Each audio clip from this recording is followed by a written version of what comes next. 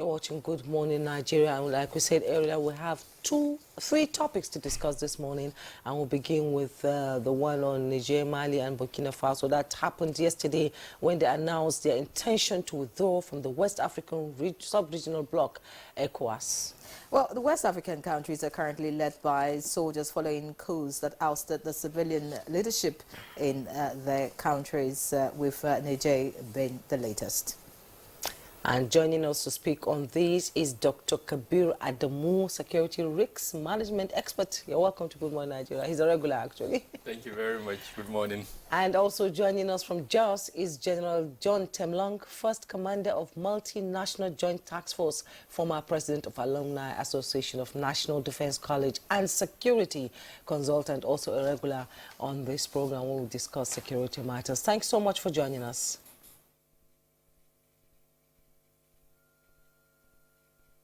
Always a pleasure. Thank you very much for having me. Good morning. Good morning. Okay, we'll sort of begin with you, and as a former the first commander of the multinational task force, joint task force in Nigeria, and what is happening now in the sub-region. What do you think? What do you think is going on here? Niger, Mali, and Burkina Faso came out yesterday to say they are breaking away from the regional bloc. First of all, they formed the Sahel Alliance. That was the beginning, and then with Mali and Niger and Mali taking the brunt of the sanctions from ECOWAS, and now they're saying, we don't want to work with you anymore. We want to go away. We want to leave the bloc. Let's have your take on that, and what does it, show for the sub-region? Well, thank you very much. I don't think it shows anything good for the sub-region because we are moving more towards regional integration now, and we've had quite a lot of the relationship between Nigeria and Niger. Predates even the independence of both countries. Particularly, like you said, when I was the commander of the Multinational Joint Task Force, I had a contingent from Niger.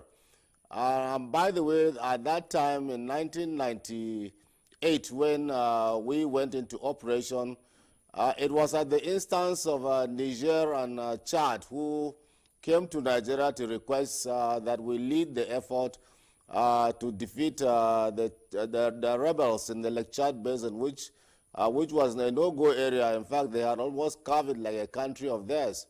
So Nigeria decided to lead the effort, and we bore the brunt of the whole efforts because we provided more troops, we funded our own troops, we operated in their own countries, we provided assets like the air, which was used for them, and even some of the boats that were used.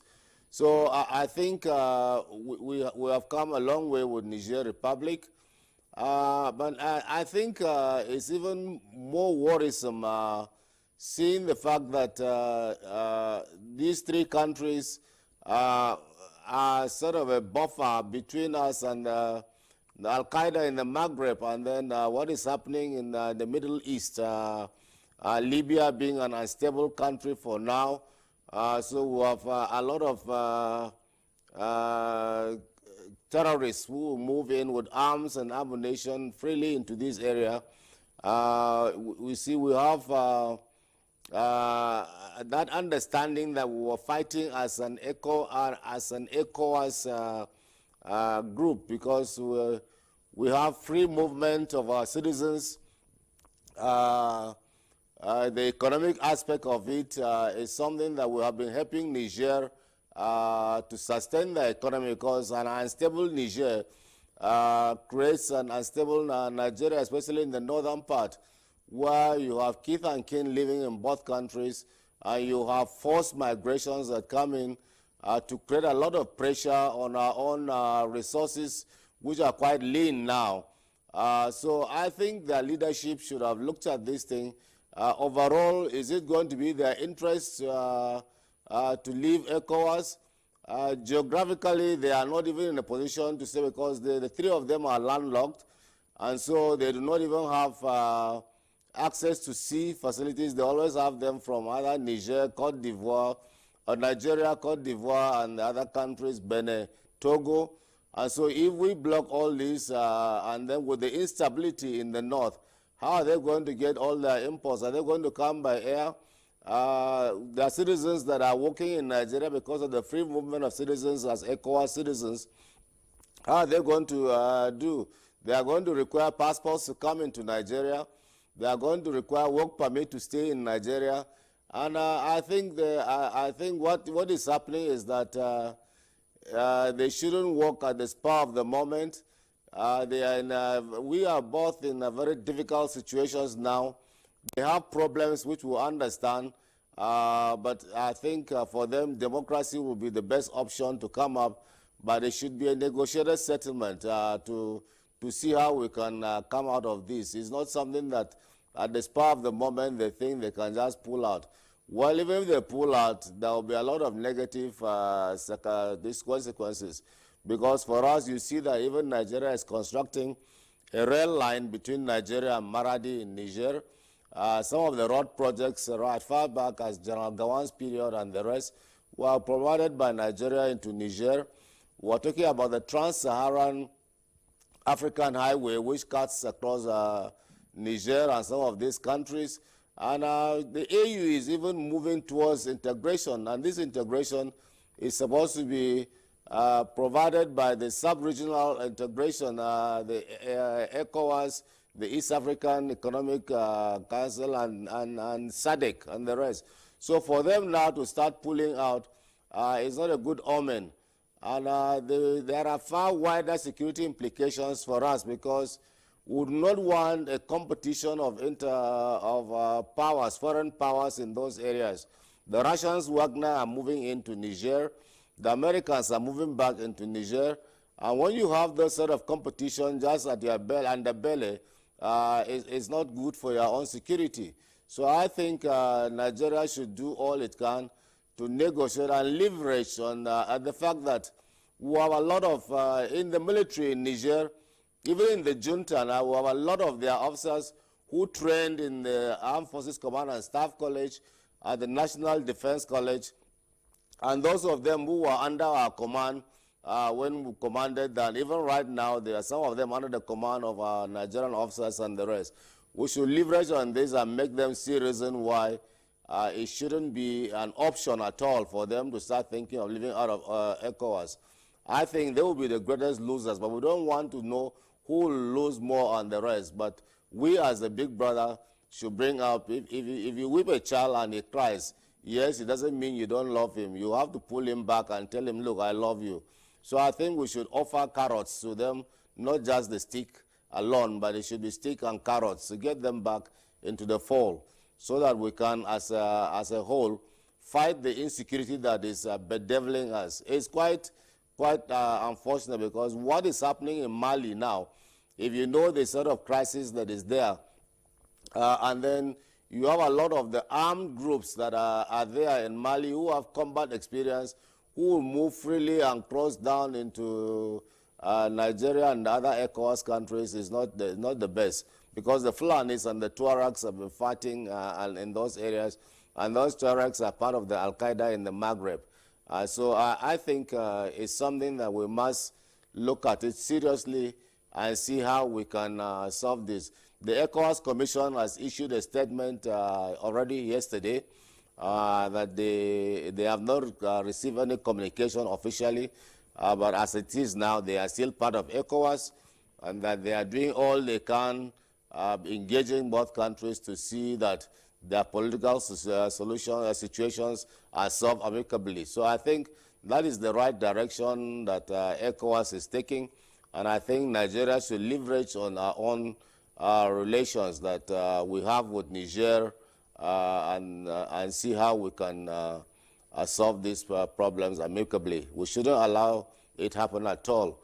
Even with... Long, yes, we'll get back to you, of course, you know, so you could continue to give us your insight about the particular issue. At this point, let's just quickly welcome Yarima Shatima, the President General, Arawa Youth Consultative Forum.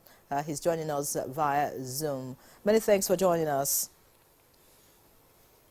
Good morning.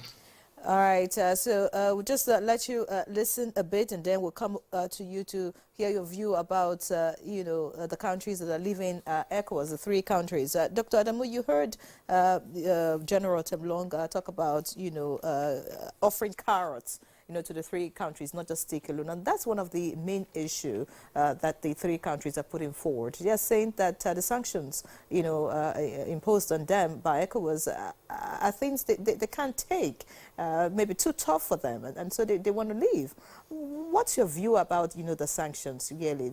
Do you take their sides? Do you, think that, you know, ECOWAS has been too tough on these countries?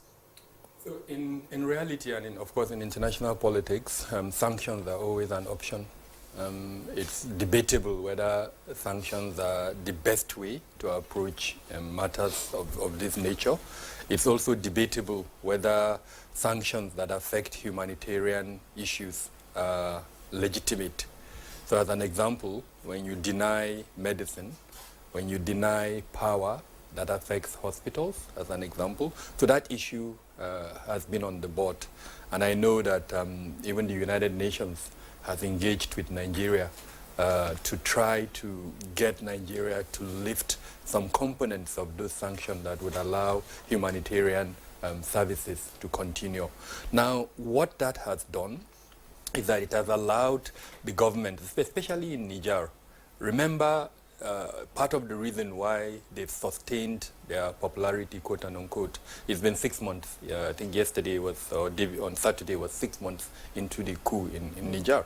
Now, they rode on this resentment. A lot of Nigerians felt that the impact of these humanitarian sanctions, I'm speaking specifically about humanitarian issues now, not the other components of the sanctions, were not justified. And so that built public resentment.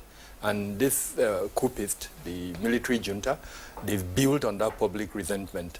I see this move announced yesterday as the height of what I would call political grandstanding. There was supposed to be a meeting last week between the ECOWAS mediators and the junta, and that meeting didn't hold. And I remember the Prime Minister coming out of Niger, coming out to show his anger and his objection, that they waited, they made calls, and they were told the plane that was going to carry the delegation, ECOWAS delegation, to come had mechanical issues, and that's why it didn't come. Point I'm trying to make is there was a build-up, and that build-up was based on resentments targeted towards the impact. So if, as a strategist, ECOWAS strategist, this embargo and other components of the sanctions were put to put pressure on the Nigerian government. Now, the fact that they are reacting like that says that pressure is actually hitting them. Yeah. And so, on the one hand, you have an indication that the very reason why you put the sanction is achieving its result. Remember, the sanctions were put to get them to come back to the democratic table. They truncated a democratic government, and the very reason why that sanction was imposed was for the return of democracy in that country. So if they are saying that the reason why they are announcing this pullout is because of the sanctions, as a strategist, it means yes, that sanction is, the effect is being felt. But I agree with the general, there is always carrot and stick. And I think we've offered carrots. ECOWAS has offered carrots. The fact that a 3-country mediation team has been appointed, and that 3-country mediation team has been in engagement with them, and the fact that we've seen countries like even Benin soft-pedaling on some of the components of the sanction means carrots have been offered. Now the onus is on the junta in Niger to announce a transition plan. It is not acceptable for a coup to occur. First of all, we rejected it, and I personally am rejecting it. But what is even more important is for the pressure to be on them to announce a transition plan that is acceptable to the world. They can't continue ruling forever. Initially, a discussion of a 3-year plan was mentioned. That was rejected by virtually everyone. I think Algeria attempted to step in to indicate a period. Egypt also did, and several other countries. But till date, they have not announced a transition plan, and that's not acceptable. So I think we need to be united in that regard. But I also think Nigeria needs to look at that component of humanitarian, delivery, issues around humanitarian. The hospitals need to get medicine. They need to get power. If we can do certain components, lift certain components action to allow that, I think it would help improve the current relationship. The other thing I would also want to mention is what are the options? Just like General mentioned, the situation doesn't look too good for the 3 countries. They are landlocked. Their economic circumstances is dire.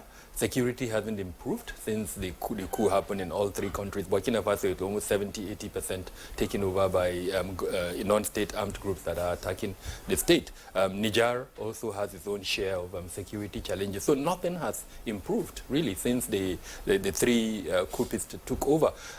Why ECOWAS has not engaged the other regional countries around, so for instance, in North Africa, because what are their options? Algeria as an example. They could look towards Algeria, and they did that in the last few months. They could also look towards Central Africa. But these are all longer countries with huge implications for poor countries. So point I'm trying to make is, going forward, it would make a lot of sense for ECOWAS to engage these other regional bodies in the north and in Central Africa, so that pressure that seemed to be yielding some measure of success would actually result in success. And what is success? Let them announce a transition plan that will be acceptable to the world, as it were. Okay, thank you so much, Kabir Adamu, for your opening statement there. We now have to join Yerima Shetima, President General, Arewa Youth Consultative Forum. You're welcome to Good Morning Nigeria once again. All these 3 countries were founding, members of the regional bloc in 1975, and they've been suspended for some time. And with Niger, and Mali sort of bearing the brunt of the sanctions, like Ibrahim Adamu said, the security has escalated. There's so much hunger, and we're looking at humanitarian aid coming to this country in spite of the sanctions. But some experts also said that they remain resolute because the stick was used first before the carrot. Is that why they are so attached to their own Sahel alliance now more than the regional bloc, which is ECOWAS, and feel that they can survive on their own? Like Inyere said while we're discussing the paper review, you can't dance without somebody pulling the strings. We see Russia creeping into the scenario now and sort of boosting their confidence that they can withdraw from this bloc and survive it. Can they survive it? Hello? Hello?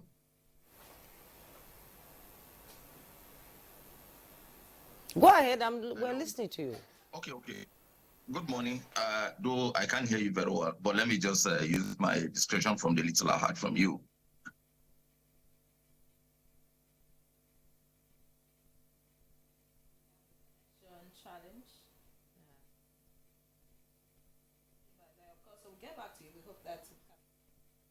So let's quickly get to General Temlong. I'm sure you want to respond to that question. Would you like to? Okay, Kabir Adamu would like to respond to that question before we go to Temlong now to ask him a more expanded question on the issue. These are, again, to emphasize the point that these are landlocked countries that are facing significant both socio-economic and security challenges. So they are also largely dependent on foreign aid from the US, from EU, from even Nigeria. So to say that they can survive, honestly, it would be difficult. However, they have options, and we've seen them exploring those options. They've reached out to Russia, but remember, Russia is also facing its own, situation, as it were. After the Russian invasion of Ukraine, the entire world has more or less, isolated Russia. So it's limited in its ability, for instance, to step in and intervene in the manner it would have done before the Russian invasion of Ukraine. They've recently reached out to Iran. which, as you know, is also facing its own, crisis, so many across the world. Its relationship with the US is fractured, with the EU and all of that. So it's limited in its ability to, step in. Russia would not necessarily, China would not necessarily step in. It can offer aid here and there, but to the manner and to the size that these three countries are getting aid from the US, from EU, and from other the regional bodies, like including Nigeria, none of these other three options will match it. What is likely going to happen? They are building on this public resentment towards France that I've mentioned, and that public resentment will continue to grow. But at a point when the impact of the sanctions is felt by the people will have to make a choice between supporting the juntas in those three countries and, of course, rejecting them and insisting on a democratic transition. Now, that is where the danger is. As we know, military rule always has an element of draconian tendencies. Now, the more they see public resentment, the more they will increase their hold on power using draconian means. And that is where those groups, the terrorist groups that we're discussing and the other non-state armed groups, will capitalize on the fractures that would creep up. And we see more insecurity in those countries. And that's the danger for Nigeria, unfortunately. All right, so many other countries would suffer, from all of this at the end of the day. General Temlong, ECOWAS has reacted and they're saying, well, we have not gotten a formal notification yet. Of course, in the coming days, we expect they'll get a formal notification. That's going to come. But I want to find out, what steps do you think ECOWAS will be taking, in this particular situation? And then when you spoke earlier, you talked about, offering the carrots, in your own opinion, what should ECOWAS be offering? What should ECOWAS be bringing on the table now, just so we can have these three countries back on the block? Well, thank you very much. I think, like rightly pointed out by Kabir, what are those things that we really need to keep the citizens going in Niger? Even bilaterally, Nigeria had that agreement with Niger to supply power, which was cut off. Most of their imports used to go through our ports, Niger, Benin, Togo, and the rest. So I think what we need to do for now is actually make the citizens of Niger, which are for Nigeria too, like I said, they have a lot of kith and kin there, realize that the essence, what ECOWAS is doing, is not to punish them as citizens of that country, but is to restore constitutional order in those countries. And what measures they are taking are actually targeted against the regime, not the population. And those are sort of the carrots that you want to offer. If you see the sanctions that the West are targeting, both Iran and Russia, is targeting the leadership and the rest. So what you need to do is to target the leadership and make it known to them that it's not acceptable for them to continue during this period as a military regime. What they want, what ECOWAS wants, is that a transition program that is acceptable to both ECOWAS and not a drawn-out transition that will keep military rule for a long time. And ECOWAS, in its wisdom, think that 3 years is quite a long time. So I think we need to start relaxing some of the humanitarian aids that we want and even providing for them.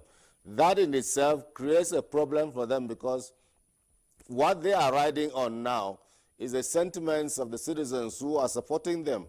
So we need to try as much as possible to let the citizens know that ECOWAS is not fighting them. That will provide a little wedge between them and the citizens. And then thirdly, what they are actually talking about, which I think if you study the French African policy, is that it has been a draconian thing for Africans to handle that policy. And so you found out that it was a whole unanimous, it was a spontaneous thing that they don't want France again, So I think we must be careful too ECOWAS, as we deal with this situation, to probably keep France in the background, not France to be seen, or the French interest to be seen as driving, and that's what the problem they have with Cote d'Ivoire. Because you see, Cote d'Ivoire itself is more or less projecting the interests of France. But if you look at what the French African interest has been, it has been quite a huge yoke for these African countries to carry. In fact, part of the reasons why ECOWAS has not been able to have the single currency that we've been talking about, like the euro, is because the CFA franc is tied to the French economy and the French central bank, and they will not be able to come in and divorce that. And so there needs to be that clean cut between the CFA franc and the French central bank for ECOWAS to be able to have a single currency. Nigeria will have our own naira, will have our own central bank, but it's not tied to the British pound because Britain colonized us. No, we have really cut that umbilical cord long ago. And so it's difficult for them. So I think what we need to do to being constructive is that the French interests that have been projected by Cote d'Ivoire should be lessened. We should look at the citizens. Long, you've really made your point on how the regional bloc should address this issue, and I'm sure it's going to be a continuing conversation on Good Morning Nigeria, where we'll be able to talk about how it will impact the after African Free Trade Agreement. This sanctions, what does it do to it? Their breakaway from the regional bloc, what will happen to after getting off the ground while it's still on the ground, because the implementation has not really gone into motion. Thank you so much. But we pause here. You're still seated while we go into our next topic. You're watching Good Morning Nigeria on the network service of the NTA. We're now going to other matters, and as a prompt for our second conversation today, let's take this background report by Ibrahim and Hamidu.